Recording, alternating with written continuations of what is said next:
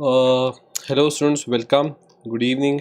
I hope you are all doing good. तो जैसा students आपको पता है कि हर मंडे शाम को 6 बजे हम लोग रखते हैं हमारी full week current affair revision class news format में। ये क्लास अलग क्यों है? क्योंकि हम यहाँ पर न्यूज़ कवर करते हैं, ठीक है। वैसे जैसे मैं आप लोगों के लिए क्वेश्चंस वगैरह जो बनाता हूँ वो तो हम लोग कवर करते रहते हैं पूरे हफ्ते की क्लासेस में, पर जो मैं आपके लिए न्यूज़ बनाता हूँ ना वो न्यूज़ रह जाती है और उस न्यूज़ को मैं कवर करता हूँ इस क्लास में। Hello Manpreet, welcome, good evening. एक बार मैं जल्दी से देख लूँ क्लास की ऑडियो वीडियो, ठीक है। क्वेश्चंस वगैरह जो ठीक है सुन, मेरी तरफ से तो क्लास की ऑडियो वीडियो बिल्कुल क्लियर है। तो पिछला जो पूरा वीक था 2 मई से 8 मई, मतलब मंडे टू संडे का जो पूरा वीक था, उस वीक में मैंने आपके लिए बहुत सारी न्यूज़ बनाई। उसमें से जो सबसे इंपॉर्टेंट न्यूज़ है उसको हम यहाँ पर कवर करने जा रहे हैं। शुरू करते हैं हमारी क्लास को।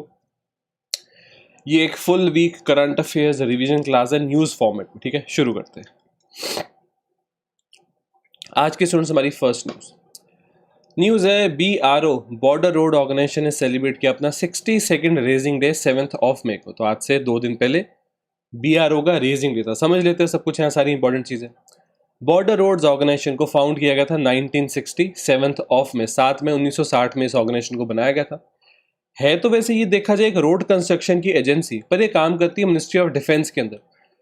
देखो, अगर आपने शहरों में सड़कें बनानी है, आपने बड़े बड़े सिटीज़ में सड़कें बनानी है, उसके लिए आप कोई प्राइवेट कंपनी, सरकारी कंपनी को ढूंढ के प्रोजेक्ट दे दो।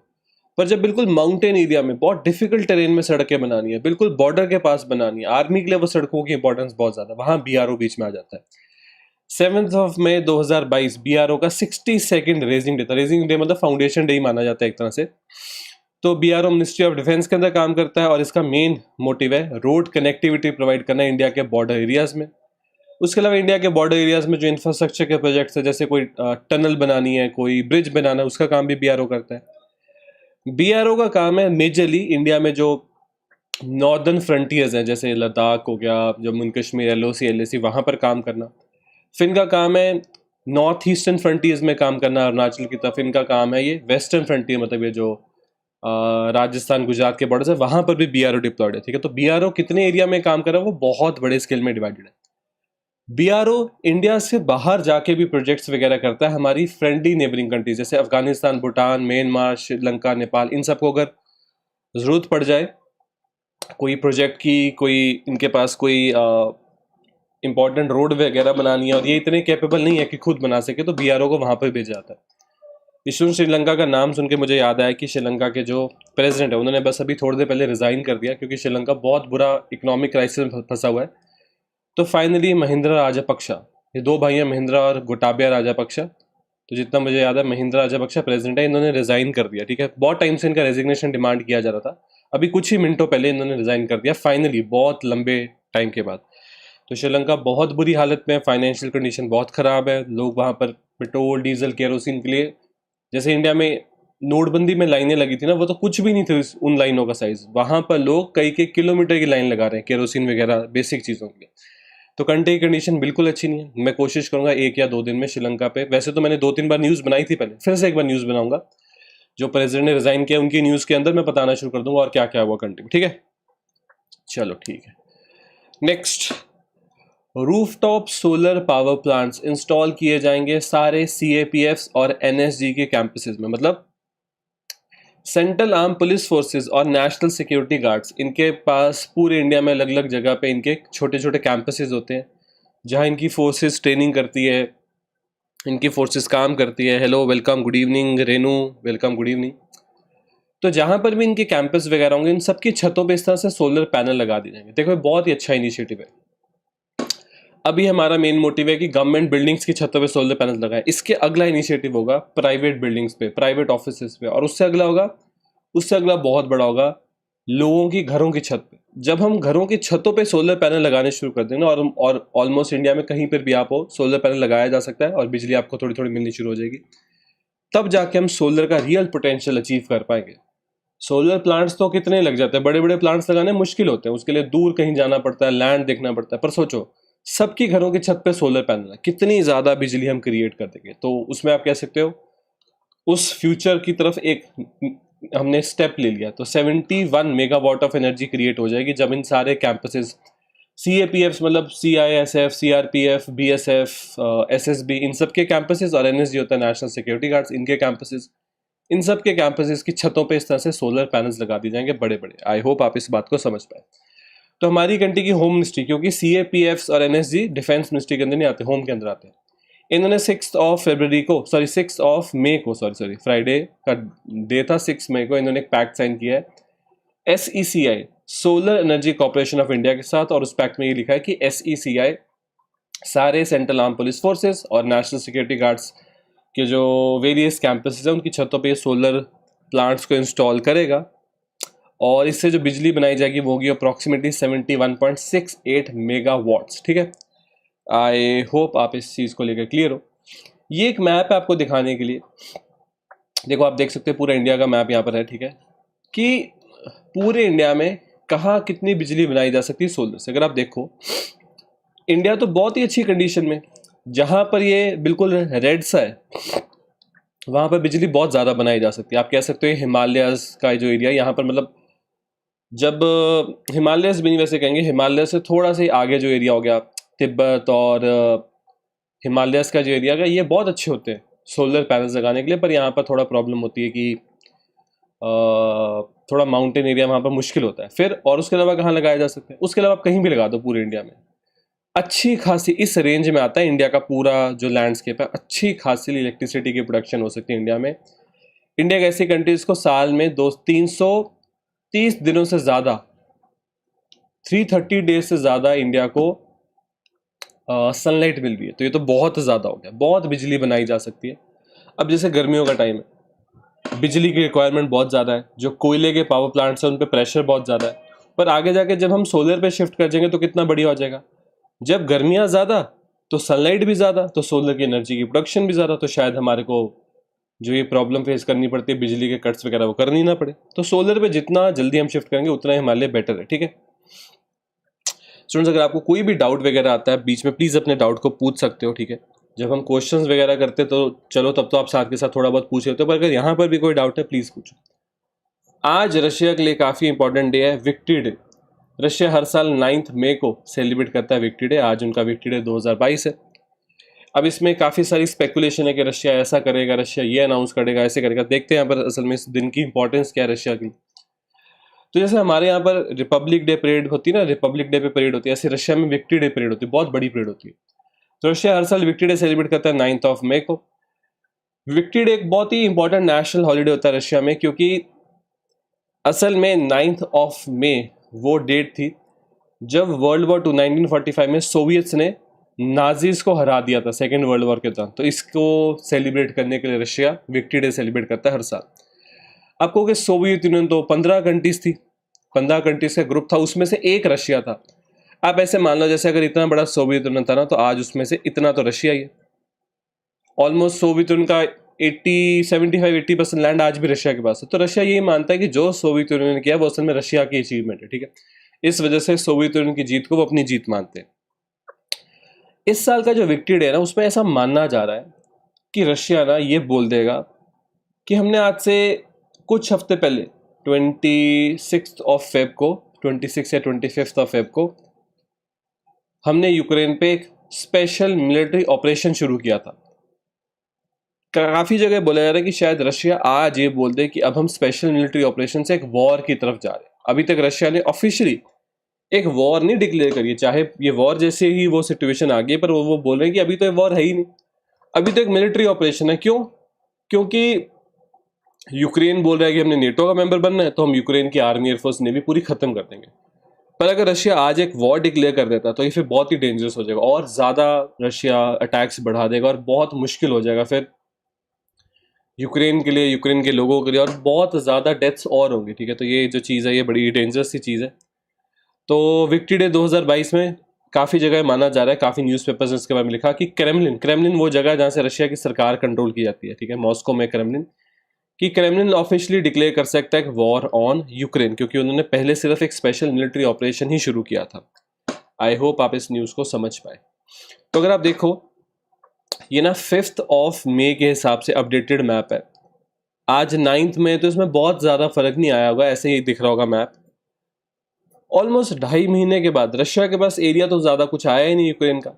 ये एरिया पहली क्राइमिया रशिया के पास था। ये डॉनबास के एरिया में रशिया का मतलब कंट्रोल था, पर एरिया यूक्रेन के अंदर आता था। ऐसे मान लो रशिया के सेपरेटिस्ट यहाँ पर कंट्रोल करते थे। तो नया एरिया कौन सा आया? ये वाला और ये वाला।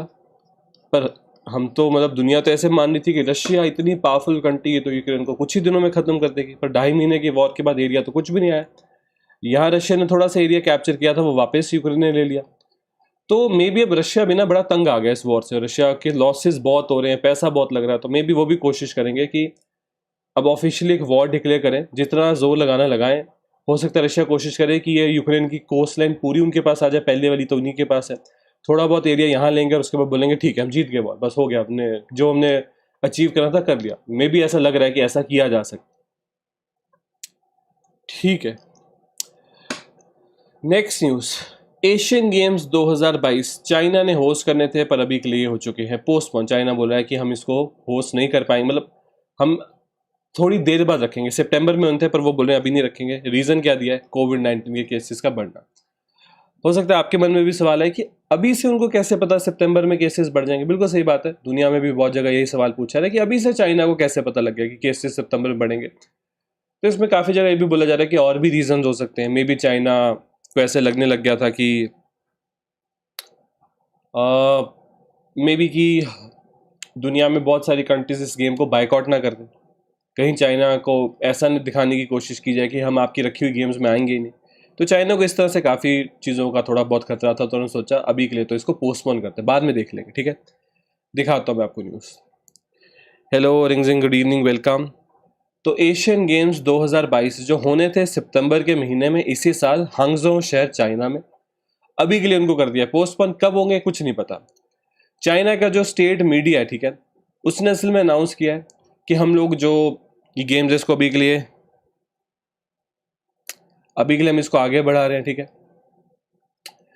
जो एशियन गेम्स है ना, इसको ओलंपिक काउंसिल ऑफ एशिया असल में होस्ट करता है। Olympic council of Asia host करता है एशियन गेम्स को। तो ओलंपिक काउंसिल ऑफ एशिया ने बोला कि हाँ, हमने चाइना की सरकार के साथ बात करी और अभी के लिए तो एशियन गेम्स आगे बढ़ जाएंगे। ठीक है, इस साल 19वीं एशियन गेम्स थी जो कि हांगझो चाइना में होनी थी 10 सितंबर से 25 सितंबर के बीच में, अभी हो जाएंगी पोस्टपोन।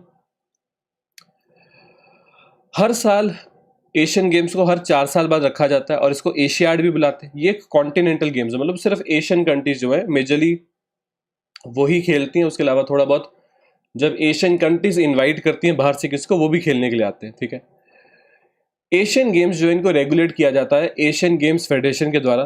पहली गेम जो इंडिया में हुई थी 1978 से लेके अब तक। ठीक है, और उसके बाद 1982 ये जो थी ये ऑर्गेनाइज करवानी शुरू कर दी गई ओलंपिक काउंसिल ऑफ एशिया के द्वारा। ठीक है, तो अब ओलंपिक काउंसिल ऑफ एशिया जो है वो असल में होस्ट करता है इन गेम्स को। आगे चलते हैं। रिंगजिंग जो करंट अफेयर्स का वेरियस डाटा है वो आपको यहीं पर इसी हम यूट्यूब चैनल पे अवेलेबल करा देंगे। बाकी जो इंस्टीट्यूट IBS इंस्टीट्यूट उनकी तरफ से भी आपको जो डेली बेसिस पे आपके ग्रुप्स वगैरह पे जो डाटा है वो दिया जाता है। मैं आपको एक सेकंड बता देता हूँ। टेलीग्राम चैनल का नाम है IBS इंस्टीट्यूट के नाम से आपको मिल जाएगा। वहाँ पर आप अपना सारा जो डाटा वगैरह है आपको वहाँ पर अवेलेबल होता रहेगा। ठीक है, चलो आगे चलते हैं। आज से कुछ दिन पहले था इंटरनेशनल फायर फाइटर्स डे। आपको पता है एक फायर फाइटर कौन होता है? ठीक है, अब जब इंडिया में गर्मी बहुत बड़ी हुई है, नॉर्थ में टेम्परेचर पहले ही बहुत ज़्यादा है, तो जो आग लगने के चांसेस है बहुत ज़्यादा। आप सुनते भी होंगे बड़े बड़े शहरों में तो न्यूज़ बहुत आती है, वहाँ आग लगी वहाँ आग लगी। तो फायर फाइटर्स को बहुत ज़्यादा काम करना पड़ता है। ये जो फायर फाइटर्स है इनके लिए एक दिन होता है इंटरनेशनल फायर फाइटर्स डे 4 अप्रैल को। इसके पीछे एक छोटी सी कहानी है, वो भी समझ लेंगे। तो हर साल फायर फाइटर्स डे इसलिए ऑब्जर्व किया जाता है कि रिस्पेक्ट दी जा सके दुनिया भर के फायर फाइटर्स को। असल में ऑस्ट्रेलिया के लिंटन में 2 दिसंबर 1998 में एक काफ़ी बड़ा एक्सीडेंट हुआ था जिसमें आग लगी हुई थी, बुश फायर थी और हवा बहुत तेज चलने लगी और फायर कंट्रोल से बाहर हो गई और 5 फायर फाइटर्स में मारे गए थे। तो इस इंसिडेंट को याद रख के ऑस्ट्रेलिया ने पहले खुद का एक फायर फाइटर डे अनाउंस किया, उसके बाद उसी को फिर इंटरनेशनल फायर फाइटर डे में कन्वर्ट कर दिया गया। ठीक है, तो ये ऑस्ट्रेलिया वाले इंसिडेंट से सब कुछ शुरू हुआ था। इंडिया में हम लोग आर्मी, एयरफोर्स, नेवी को मॉडर्नाइज करने में लगे हुए हैं, सीआरपीएफ, बीएसएफ को मॉडर्नाइज करने में लगे हुए हैं, पर स्टेट पुलिस को भी हम मॉडर्नाइज कर देंगे, पर फायर फाइटर्स के बारे में हम बहुत ज़्यादा नहीं सोचते, होम गार्ड्स के बारे में बहुत ज़्यादा नहीं सोचते। ये भी ऐसी फोर्सेज, इनके बारे में ध्यान देना पड़ेगा, और क्योंकि ये लोग भी बहुत रिस्क में काम करें, ठीक है, तो ये बहुत ज़रूरी है कि हम लोग इनके ऊपर ध्यान दें। क्रिप्टो करेंसी, अरविंद, क्या होता है? जैसे बिटकॉइन एक क्रिप्टो करेंसी है। देखो क्रिप्टो करेंसी क्या होता है, जैसे एक नॉर्मल करेंसी है रुपी, इसको आरबीआई के द्वारा रिलीज किया जाता है, आरबीआई ही मैनेज करता है, इंडिया में काम करती है। क्रिप्टो करेंसी को कौन रिलीज करा है ये कई बार नहीं भी पता होता हमको, किस तरह से रिलीज करा है कोई डाटा अवेलेबल नहीं है। पूरी दुनिया में काम कर सकती है, अनरेगुलेटेड है, पर अनरेगुलेटेड है तो उस पर टैक्स वगैरह भी नहीं लगेगा। रुपी पे टैक्स वगैरह आरबीआई साथ के साथ कैलकुलेट कर लेता है, क्रिप्टो करेंसी में नहीं कैलकुलेट किया जाता। रुपी आपको एक नोट में भी मिल जाएगा, क्रिप्टो करेंसी कोई नोट में नहीं मिलेगी जो है इंटरनेट पे। तो आप सोचोगे फिर भरोसा कैसे किया जाए? बिल्कुल सही बात है, नहीं किया जा सकता भरोसा, इसलिए क्रिप्टो करेंसी में जो इन्वेस्ट करते हैं बहुत डर डर के करते हैं। पर बिटकॉइन इतने सालों से चल रहा है, बढ़िया चल रहा है, कोई दिक्कत नहीं, तो लोगों को लग रहा है ठीक है, अब अगर रिस्क ले लेते थोड़ा सा। और लोग उसमें इन्वेस्ट क्यों करते हैं? क्योंकि रुपी बहुत सारा है, आरबीआई ने बहुत सारा रिलीज किया हुआ है, जिसने भी बिटकॉइन बनाया उसने बहुत थोड़ा सा रिलीज किया हुआ है, तो बहुत कम बिटकॉइन अवेलेबल है। और अगर नया बिटकॉइन ज़्यादा आ नहीं रहा है, सप्लाई बहुत ही कम आती है, डिमांड दुनिया में बहुत ज़्यादा है, ठीक है, तो जब किसी चीज़ की सप्लाई बहुत कम है, डिमांड बहुत ज़्यादा, तो उसकी वैल्यू अपने आप बढ़ने लग जाती है। आई होप आप थोड़ा सा समझ पाए क्रिप्टो करेंसी। नेक्स्ट न्यूज़, ये बड़ा ही आप कह लो थोड़ा डेंजरस सा डाटा है।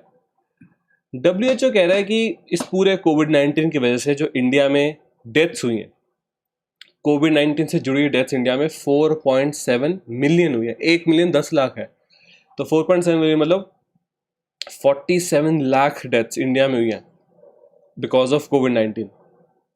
हमारा डाटा तो 5 लाख से भी कम का था, हमने जो डेथ का डाटा रिपोर्ट किया वो 5 लाख से कम का था, ये बोले 47 लाख। अब समझते यहाँ पर हुआ क्या? देखो हुआ ये, जैसे मान लो इंडिया में एक इंसान था, उसको कोविड हुआ, वो बहुत वीक हो गया, पर कोविड से फिर भी ठीक रिकवर कर गया, उसके कोविड टेस्ट नेगेटिव आने शुरू हुए, पर बॉडी बहुत वीक हो गई। कुछ हफ्तों बाद उसको कोई और बीमारी हुई और उसकी बॉडी इतनी वीक थी कि वो मर गया। अब डब्ल्यूएचओ बोलेगा कि देखो ये कोविड-19 रिलेटेड डेथ है, क्योंकि कोविड-19 की वजह से उसकी इम्यूनिटी नीचे जा चुकी थी और उसके बाद उसकी डेथ हुई। पर इंडियन गवर्नमेंट के डाटा के हिसाब से कोविड-19 रिलेटेड डेथ नहीं होगी। एक इंसान था, कोविड-19 की वजह से पूरी कंट्री में लॉकडाउन वगैरह लग गया और सब कुछ बहुत ही ख़राब हो गया और कंट्री की इकोनॉमिक कंडीशन अच्छी नहीं थी। उस वजह से एक इंसान की डेथ होगी, उसकी जॉब चलेगी, उसके पास कुछ खाने पीने को नहीं था, फैमिली का बहुत बुरा हाल था, उसकी डेथ होगी। तो इंडियन गवर्नमेंट बोलेगी कि उसकी डेथ फाइनेंशियल कंडीशंस की वजह से हुई, पर ये बोलेंगे डब्ल्यूएचओ लेकिन नहीं, वो कोविड-19 की वजह से हुई, क्योंकि कोविड-19 की वजह से सब कुछ हुआ, ठीक है। तो इसलिए आपको यहाँ पर इतना बड़ा फर्क दिखेगा। तो वर्ल्ड हेल्थ ऑर्गेनाइजेशन की रिसेंटली जो रिपोर्ट थी उसमें ये बताया गया कोविड-19 की वजह से इंडिया में मे बी 4.7 मिलियन फर्टिलिटीज डेथ्स हुई हैं। ये 2020 और 2021 साल की बात करें, ये बोले हैं डायरेक्टली या इनडायरेक्टली, वही कि या तो सीधे कोविड ने मार दिया, कोविड की वजह से जो कुछ हुआ उसने मार दिया। इन्होंने रिसेंटली कुछ डाटा निकाला जिसमें इन्होंने बोला कि दुनिया में 1.5 करोड़ ऐसी डेथ्स हैं कोविड-19 की वजह से जो रिपोर्ट नहीं की गई, और उसमें से बोल रहे हैं ऑलमोस्ट 47 लाख तो सिर्फ इंडिया में ही है, ठीक है। तो ये इन्होंने जो डाटा दिया बड़ा ही थोड़ा डरावना सा डाटा है। अब इन्होंने इस तरह से लिस्ट निकाल दी। देखो ये वो लाइन है जो कंट्रीज ने खुद डेथ रिपोर्ट करी, जैसे इंडिया के हिसाब से 4.8 लाख डेथ्स हुई थी कोविड-19 की वजह से, ये बोल रहे हैं 47.4 लाख हुई हैं। तो रशिया में वो बोल रहे हैं कि ये कितना हुआ, 3 लाख के आसपास डेथ्स हुई हैं कोविड-19 की वजह से। ये बोल रहे हैं कि नहीं, रशिया की डेथ्स 3 लाख नहीं है, ये रशिया की डेथ्स 10 लाख से भी ज़्यादा है, ठीक है। इस तरह से उन्होंने बहुत सारी कंट्रीज़ का डाटा दिया है कि कितनी डेथ्स कंट्री ने रिपोर्ट की है, असल में कितनी हुई होंगी, ठीक है। तो उसमें ये अपनी तरफ से एडिशनल क्या ऐड कर रहे हैं, यही ऐड कर रहे हैं कि डायरेक्टली या इनडायरेक्टली। देखो इन्होंने क्या बोला, इन्होंने किस तरह से डाटा बनाया। इन्होंने बोला जैसे इंडिया का एग्जाम्पल लिया, इंडिया में जो डेथ्स होती थी उसको हर साल नोट करना शुरू किया, हर साल थोड़ी डेथ पिछले साल से ज़्यादा होती है, तो ये नॉर्मल चार्ट बन रहा था इंडिया में, इस तरह से डेथ्स होनी चाहिए थी अगर सब कुछ ठीक रहता।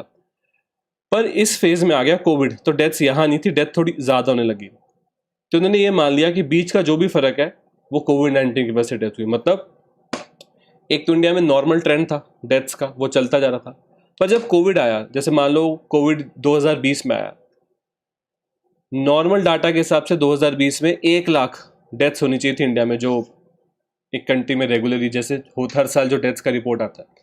पर अगर 1 लाख की जगह 2 लाख हुई है, तो ये मानेंगे होनी तो 1 लाख चाहिए थी पर 2 लाख हुई है, मतलब बाकी के 1 लाख सारी कोविड की वजह से। इन्होंने इस तरह से मानना शुरू कर दिया। आई होप अब आप इस डाटा को समझ पाए होगे कि इन्होंने क्या कैलकुलेशन करी। तो इन्होंने बोला है difference between the number of deaths that have occurred and the number of deaths that would be expected. जितनी मौतें होनी चाहिए थी और जितनी मौतें हो गई उसके बीच का जो फर्क है सब कोविड की वजह से, इनकी कैलकुलेशन के हिसाब से। आई होप आप इसको समझ पाए। Next news, world press freedom index 2022। ये आप मैं आपको देख सकते हो, इंडिया यहाँ पर है। जो तो एरिया आपको बिल्कुल लाल या लाइट रेड कलर में दिख रहा है वहां पर प्रेस फ्रीडम अच्छी नहीं है, वहां पर जर्नलिस्ट सेफ नहीं है। जो एरिया आपको यहाँ पर येलो या लाइटिश ग्रीन दिख रहा है वहां जर्नलिज्म बहुत सेफ है, यहाँ पर इनका ये मतलब है, समझते हैं। वर्ल्ड प्रेस फ्रीडम इंडेक्स हर साल 3 मई को रिलीज किया जाता है, क्योंकि वर्ल्ड प्रेस फ्रीडम डे होता है 3 मई को। इस साल 20th एडिशन था वर्ल्ड प्रेस फ्रीडम इंडेक्स का। इसको रिलीज करता है रिपोर्टर्स विदाउट बॉर्डर्स। ये एक एनजीओ है, नॉन गवर्नमेंटल ऑर्गेनाइजेशन। फ्रांस में ये काम करते हैं, फ्रांस पेरिस में इनके हेडक्वार्टर्स हैं, वहां से इस रिपोर्ट को पब्लिश करते हैं। 180 कंट्रीज में से इंडिया का रैंक था 150, जो कि बिल्कुल अच्छा रैंक नहीं, हमारा रैंक खराब हो गया। पिछले साल हमारा रैंक था 142 और इस साल हमारा रैंक इन्होंने 150th कर दिया। समझते हैं ये रैंक में क्यों इन्होंने इतना फर्क डाल दिया। ये बोलते हैं कि किसी भी कंट्री में जर्नलिस्ट कितने सेफ हैं, जर्नलिस्ट को गवर्नमेंट कितनी प्रोटेक्शन देने की कोशिश करती है, उसको लेकर ये स्कोर देते हैं 0 से 100। अगर 100 मिला तो मतलब आपकी कंट्री में जर्नलिज्म बहुत सेफ है, अगर 0 मिला मतलब बिल्कुल सेफ नहीं। कुछ पैरामीटर्स है जिसके बेसिस पे इंडेक्स को बनाया जाता है। Political context, legal framework, economic context, socio culture context, safety. आपके रिपोर्टर्स कितनी सेफली काम कर पा रहे हैं, आपके रिपोर्टर्स के ऊपर कोई गवर्नमेंट का प्रेशर तो नहीं है, आपके जो मीडिया हाउसेज है वो फाइनेंशियली कैसे काम करें, इन सब डाटा को ये लोग देते हैं और उसके बेसिस पे बनाते हैं अपनी रिपोर्ट। पिछले साल इंडिया का रैंक था 142, इस साल इंडिया का रैंक है 150th। सीधे ही 8 पोजीशंस की गिरावट होगी यहाँ पर हमारे, ठीक है। 2016 से हमारा रैंक लगातार गिरता जा रहा है। 2016 में 133 पे थे, 133 पे हम अब पहुंच गए 150th, ठीक है। तो हमारा रैंक गिरता ही जा रहा है। क्या रीजंस दिए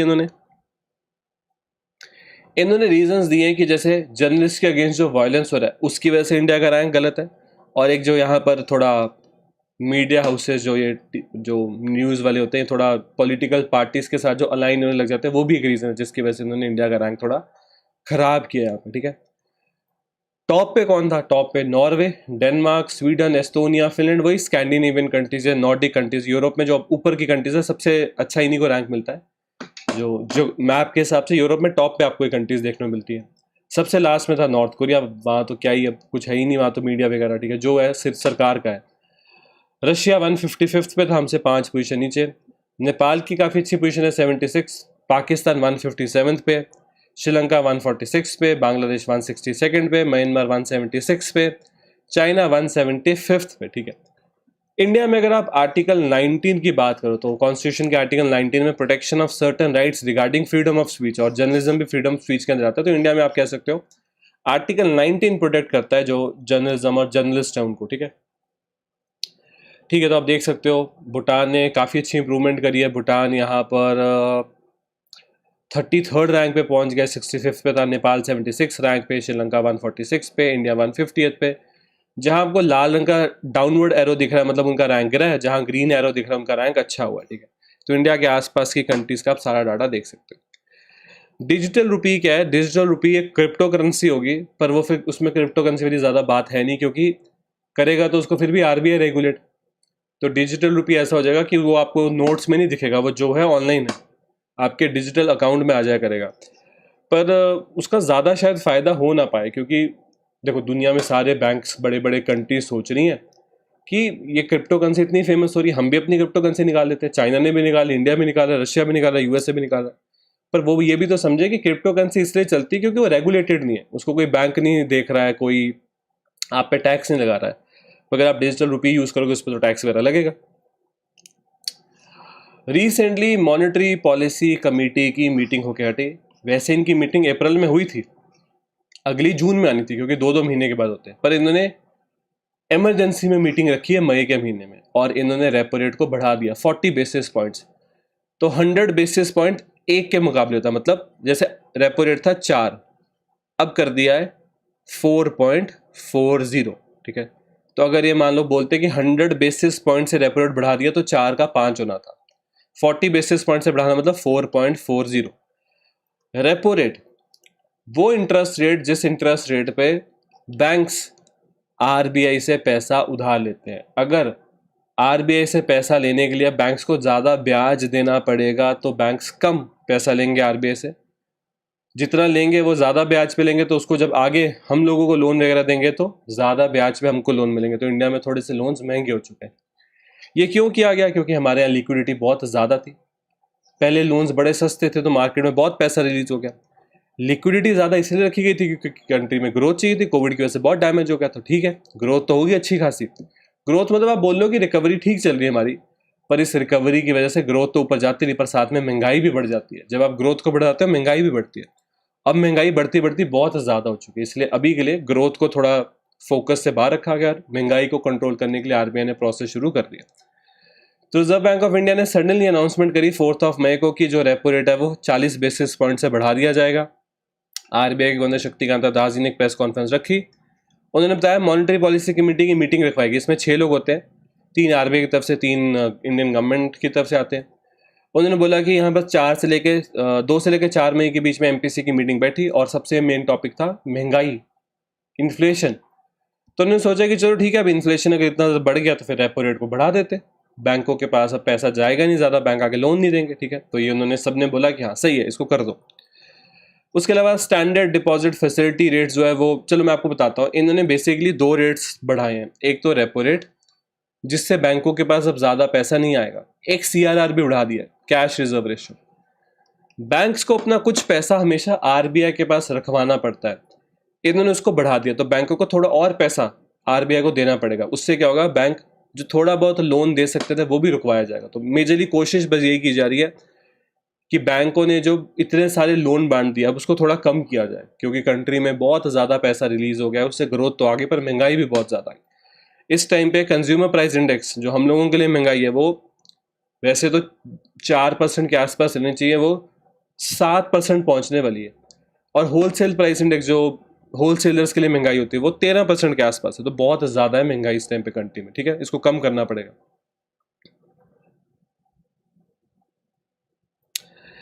है तो है, क्रिप्टो करेंसी पे इंडिया में टैक्स तो है, पर अगर आप रेगुलेट ही नहीं कर सकते बिटकॉइन वगैरह को तो कैसे टैक्स लगाओगे? बिटकॉइन वगैरह को रेगुलेट करना कोई आसान काम थोड़ी ना। किस तरह से पता लगाओगे किसके पास कितने बिटकॉइन है, ठीक है, जब वो हो ही एक ऐसे प्लेटफॉर्म पर है जिसके बारे में आपके पास कोई डाटा ही नहीं है। तो गवर्नमेंट जब क्रिप्टो करेंसी एक्सचेंजेस उन पर टैक्स लगाने की कोशिश तो करती है, पर वो डाटा अवेलेबल नहीं है। गवर्नमेंट ने ऐसे सोचा था कि पहले तो गवर्नमेंट ने सोचा था क्रिप्टो करेंसी को बैन ही करना है। फिर गवर्नमेंट ने सोचा कि नहीं, बैन करके कोई फायदा नहीं है, दुनिया में इतना कुछ चल रहा है, बिटकॉइन, इथीरियम, इतना कुछ, इंडिया को बैन करेंगे तो हमारा ही नुकसान। फिर गवर्नमेंट ने बोला कि चलो ऐसा करते हैं, बैन नहीं करते, टैक्सेशन लगा देते हैं। पर टैक्सेस भी तब प्रॉपर्ली लग पाएंगे ना जब आपके पास डाटा हो कि कौन कितने बिटकॉइन खरीद रहा है, बेच रहा है। वो डाटा इतना अच्छे से अवेलेबल है नहीं, ठीक है।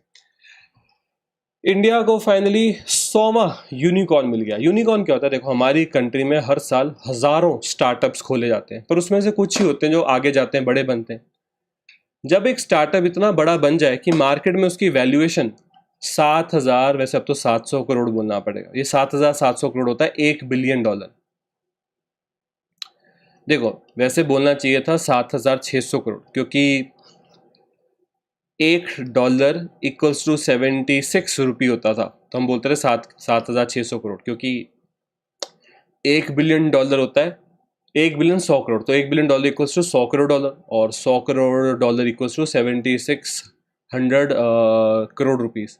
पर अभी रिसेंटली डॉलर के मुकाबले रुपये थोड़ा गिर गया, 77.4 पर आ गया रुपये। अब तक का सबसे लोएस्ट पॉइंट पे इंडियन रुपये आ गया। तो अब ये 7,600 करोड़ नहीं होगा, अभी होगा 7,700 करोड़ रुपीस। तो अगर कोई एक स्टार्टअप इंडिया का इतने उसकी वैल्यू बन जाए ना, तो वो एक यूनिकॉर्न बन जाता है। वो $1 बिलियन की वैल्यूएशन अचीव कर चुका है। तो इंडिया में ऐसे 100 यूनिकॉर्न्स है। अगर एग्जांपल दूँ तो Zomato, Swiggy, big basket, Unacademy, Byju's, ये सब यूनिकॉर्न्स हैं। नई सोच के साथ स्टार्टअप आए, बहुत जल्दी इन्होंने $1 बिलियन की वैल्यूएशन अचीव कर ली। तो सबसे 100 यूनिकॉर्न जो इंडिया का, उसका नाम है ओपन, ये उसकी टीम आप देख सकते हो। तो ये लोग असल में नियो बैंकिंग के बिजनेस में, ये बैंकिंग जिसमें ब्रांचेस के बिना बैंकिंग की जाए वो काम करते हैं। बताया कि इनको पिछले कुछ हफ्तों में कहाँ कहाँ से इन्वेस्टमेंट मिली, किस किस से इन्वेस्टमेंट मिली, और इनकी इन्वेस्टमेंट अब $1 बिलियन की हो चुकी है। तो बस $1 बिलियन की इन्वेस्टमेंट के साथ आप यूनिकॉर्न बन गए। ठीक है हाँ। तो अब यूनिकॉर्न्स में दुनिया में सबसे ज़्यादा स्टार्टअप है यूएसए के पास 487, चाइना के पास 301, और तीसरे नंबर पे इंडिया आ चुका है 100। हमारे बाद आता है यूके और जर्मनी वगैरह। ठीक है, हम दुनिया में तीसरे नंबर पे सबसे बड़ी कंट्री बन गए हैं जिनके पास नंबर ऑफ यूनिकॉर्न्स सबसे ज़्यादा है। ठीक है, और जितनी तेज़ी से हम बढ़ रहे हैं, हम कुछ सालों में चाइना को पीछे छोड़ सकते हैं, क्योंकि उनके तो इतने सालों में 301 हुए, हमारे कुछ ही बहुत जल्दी 100 पहुंच गए हम लोग। ठीक है, तो बड़ी अच्छी चीज़ है, और यही स्टार्टअप्स आगे जाके बड़ी बड़ी नौकरियां देते हैं इंडिया में। नेक्स्ट न्यूज़, तो बस ये स्टूडेंट्स आज की सेकंड लास्ट न्यूज़ है, इसके बाद एक और न्यूज़ है, उसके बाद क्लास को एंड करेंगे। हमारी कंट्री के प्राइम मिनिस्टर रिसेंटली 3 कंट्रीज़ के विजिट पे गए थे, जर्मनी, डेनमार्क, फ्रांस। जब वो डेनमार्क में थे तो वहाँ नॉर्डिक कंट्रीज़ के लीडर्स आए उनसे मिलने के लिए, और नॉर्डिक समिट हो गया, इंडिया नॉर्डिक कंट्रीज़ का समिट हो गया। अगर आपको दिखाऊं, ये होती है नॉर्डिक कंट्रीज़। ठीक है, तो ये डेनमार्क में प्राइम मिनिस्टर गए थे, आइसलैंड, नॉर्वे, स्वीडन, फिनलैंड, ये सब आ गए वहाँ पर। तो बस इंडिया नॉर्डिक कंट्रीज़ का समिट हो गया, समझ लेते हैं। तो Denmark, Norway, Sweden, Iceland, Finland, इन सब कंट्रीज़ के लीडर्स मिलने आए हमारी कंट्री के प्राइम मिनिस्टर को। डेनमार्क की उनकी जो विजिट थी वहाँ पर कोपेनहेगन, जो डेनमार्क की कैपिटल है, वहाँ पर समिट रख लिया गया। दूसरा इंडिया नॉर्डिक समिट हो रहा है, पहला 2018 में रखा गया था। ठीक है, इस समिट में बड़ी सारी चीज़ों के बारे में बात हुई, ट्रेड कैसे बढ़ाना है, रिलेशन कैसे स्ट्रॉन्ग करने हैं, रशिया की वॉर, हमारा जो सागरमाला प्रोजेक्ट है जिसमें हम अपने बंदरगाहों को डेवलप करें, उसमें नॉर्डिक कंट्रीज़ कैसे सपोर्ट कर सकती है, बहुत सारी चीज़ों के बारे में बात हुई।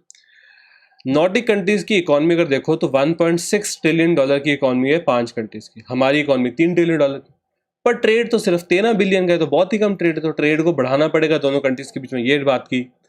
उसके बाद ये भी बताया गया कि जैसे हम नॉर्डिक कंट्रीज के साथ एक समिट रखते हैं ना, इंडिया नॉर्डिक कंट्री समिट, ऐसा सिर्फ यूएस और है एक और कंट्री जो ऐसा समिट रखता है, उसके अलावा दुनिया में कोई ऐसा समिट नहीं रखता इनके साथ। तो ये भी एक बड़ी अनोखी चीज़ थी कि इंडिया इतना बड़ा इनिशिएटिव ले रहा है। ये पिक्चर मैंने आपको लगाई है सागरमाला प्रोजेक्ट दिखाने के लिए कि हमारे जो बंदरगाह हैं इनको डेवलप करना है, पोर्ट्स को। ठीक है, ये है सागरमाला प्रोजेक्ट।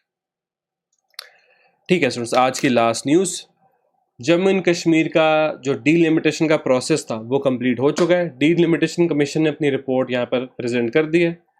इस रिपोर्ट में उन्होंने लिखा है कि जम्मू को 43 सीट्स दे दो, कश्मीर को 47। इसका मतलब क्या? इसका मतलब आपको सिंपली एक मैप से समझाता हूँ, सब समझ में आ जाएगा।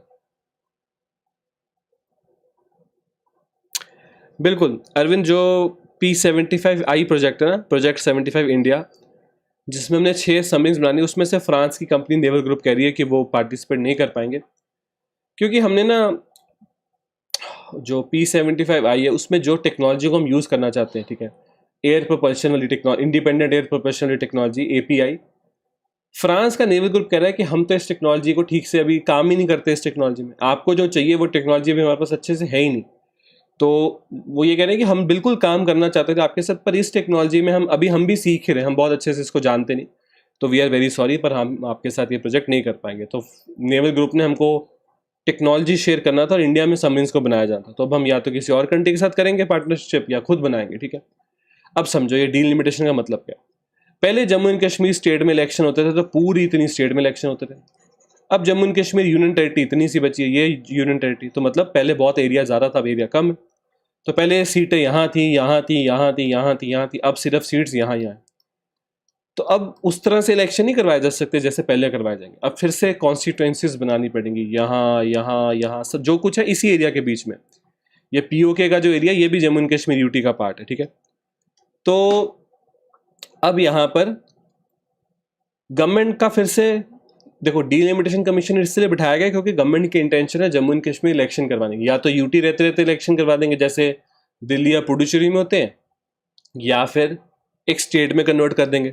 तो इलेक्शंस अगर कराने हैं तो डीलिमिटेशन कमीशन को भेजा जाता है, वो फिर से जाके वहाँ कॉन्स्टिट्यूएंसीज को डिज़ाइन करते हैं, जिन कॉन्स्टिट्यूएंसीज पे लोग खड़े होंगे, इलेक्शन करवाए जाएंगे, और उसके बाद वहाँ से कोई जीतेगा और वो जाके विधानसभा में बैठेगा और रिप्रेजेंट करेगा अपनी पॉलिटिकल पार्टी। ठीक है, तो बस यही जो प्रोसेस होता है इसी को बोलते हैं डीलिमिटेशन का प्रोसेस। तो डीलिमिटेशन कमीशन ने अपनी रिपोर्ट यहाँ पर उन्होंने प्रेजेंट कर दी है। असल में मार्च 2020 में डीलिमिटेशन कमीशन को बोला था कि आप अपना काम करना शुरू कर दो, क्योंकि अगस्त 2019 में जम्मू एंड कश्मीर स्टेट को बाइफर्केट कर दिया था, JNK यूटी, लद्दाख यूटी। उसके बाद फिर JNK यूटी में क्योंकि श्रीनगर में विधानसभा है तो इलेक्शन तो कराने पड़ेंगे, तो इनको काम दे दिया गया था मार्च में। इन्होंने अब जाके अपना जो काम है उसको खत्म कर दिया, ठीक है। तो टोटल 90 सीटें होंगी जम्मू एंड कश्मीर की विधानसभा में। 43 सीट्स जम्मू एरिया की तरफ आ गई, 47 सीट्स कश्मीर एरिया की तरफ आ गई। बाकी इन्होंने बोला, देखो ये फाइनल नहीं है कि यही जो इन्होंने रिकमेंडेशन दी है मान ही लो, ये तो गवर्नमेंट की मर्जी होती है। बाकी इन्होंने रिकमेंड किया है कि 9 सीट्स को ST के लिए यहाँ पर रिजर्व कर देते हैं, ठीक है। उसके अलावा इन्होंने और काफ़ी सारी अपनी सजेशंस दिए हैं कि जो कश्मीर माइग्रेंट्स या फिर जो POK से डिस्प्लेस होकर लोग आए उनके लिए थोड़ा रिजर्वेशन रख लेते हैं। उसके अलावा इन्होंने बोला कश्मीरी पंडितों के लिए यहाँ पर थोड़ी सी सीट्स रिजर्व कर दे। अच्छे रिकमेंडेशन है, अगर गवर्नमेंट को मानेगी तो कोई इसमें दिक्कत वाली बात होनी नहीं चाहिए वैसे यहाँ पर, ठीक है। तो अगर आप देखो, पहले जो जम्मू एंड कश्मीर स्टेट थी, अब वो इतना, ये Jammu and Kashmir union territory है और ये जो है ये सारी लद्दाख यूनियन टेरिटरी है, ठीक है। पर आपको पता है इसमें ये वाला जो एरिया है ये है POK, पाकिस्तानी ऑक्यूपाइड कश्मीर, जो पाकिस्तान ने इलीगली कैप्चर करके रखा हुआ है। ये अक्साई चिन्ह है, ये वो एरिया जो चाइना ने इलीगली कैप्चर करके रखा हुआ है, ठीक है। और ये सक्शगाम वैली है, ये पहले POK में आता था पर बाद में पाकिस्तान ने इसको चाइना को गिफ्ट कर दिया एक तरह से। तो अब ये भी आप कह लो कि अक्साई चिन्ह का पार्ट है ये वाला एरिया, ठीक है। ये सियाचिन ग्लेशियर है, ये पूरा लद्दाख का वो एरिया जो आज भी इंडियन गवर्नमेंट और इंडियन फोर्सेस के कंट्रोल में है। ये जम्मू एंड कश्मीर का वो एरिया जो इंडियन गवर्नमेंट और इंडियन फोर्सेस के कंट्रोल में, ठीक है। ये LOC है, ये सारी LOC है, लाइन ऑफ कंट्रोल। ये LAC है, लाइन ऑफ एक्चुअल कंट्रोल, ठीक है। आई होप आप इन सब चीज़ों को समझ पाए। हाँ, इंडिया पाकिस्तान का जो वाटर इशू आप देख ही सकते हो, सारी नदियाँ जो है इंडिया से होकर पाकिस्तान को जा रही हैं। तो जब नदियाँ यहाँ से जाएंगी तो हम पानी को अगर कम करेंगे, रोकेंगे, तो फिर पाकिस्तान बॉर्डर जाता है। वैसे तो हम ऐसा नहीं करेंगे, हम कोई ऐसा थोड़ी ना कि कोई बच्चों की लड़ाई थोड़ी ना कि पानी रोक दो, ठीक है। इंडिया एक बहुत रिस्पॉन्सिबल कंट्री, ये सब नहीं हम करते, पर वो डर जाते हैं कि कहीं उनका पानी ना हम रोक लें, ठीक है स्टूडेंट्स। तो आई होप आज की क्लास में जितने न्यूज़ मैंने कवर करी आप लोगों को ये न्यूज़ इंटरेस्टिंग लगी। मैं कोशिश करता हूँ सबसे इम्पॉर्टेंट जो न्यूज़ है आपके लिए वो कवर करूँ, और आपको जो भी इम्पॉर्टेंट डाटा वो यहाँ पर कवर कराने की कोशिश करूँ। मिलेंगे स्टूडेंट्स हम अपनी नेक्स्ट वीक मंडे शाम को 6 बजे की क्लास के अंदर इंपॉर्टेंट न्यूज़ को कवर करेंगे। तब तक के students thank you, have a very successful day. अगर आपको ये क्लास अच्छी लगी आप मेरे चैनल को सब्सक्राइब कर सकते हो, इस वीडियो को लाइक कर सकते हो, इसको शेयर कर सकते हो। पूरे वीक में मैं आपके लिए कोई स्पेशल टॉपिक की वीडियो भी जरूर लेके आऊँगा, जो मुझे लगेगा बड़ा इंटरेस्टिंग टॉपिक है, उस पर एक वीडियो भी लाऊंगा, वो भी आपको इसी चैनल से मिल जाएगी, ठीक है। तब तक students thank you and have a very successful day. Thank you Manpreet, thank you everyone. मिलते हैं स्टूडेंट्स हम अपनी अगली